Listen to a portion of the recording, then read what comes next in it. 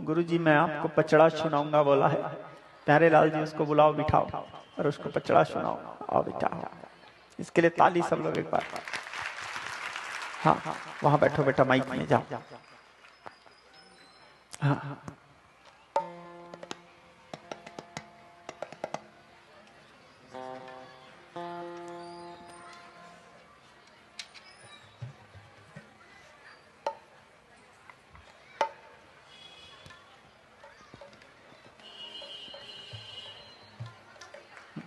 चलो,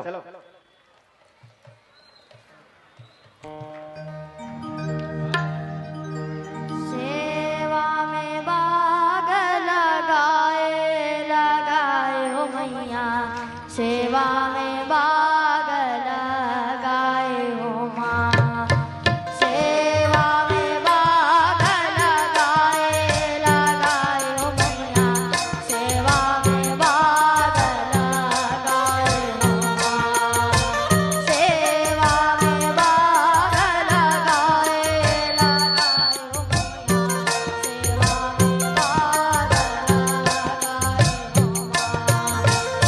सेवा में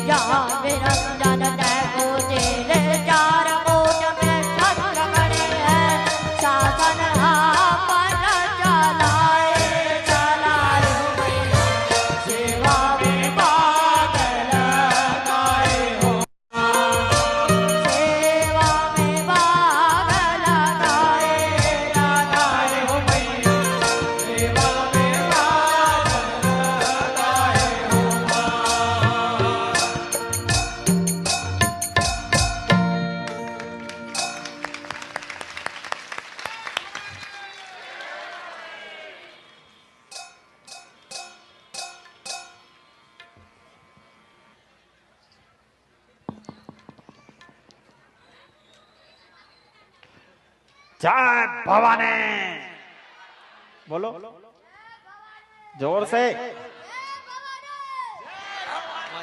हाँ ठीक ठीक। वो बेटा साफी दो। हेलो बेटा बहुत बढ़िया थैंक यू। इधर आओ इधर आओ इधर आओ। बहुत अच्छा प्रयास और अच्छा से गाना ठीक है। माँ चामुंडा की कृपा बना रहे।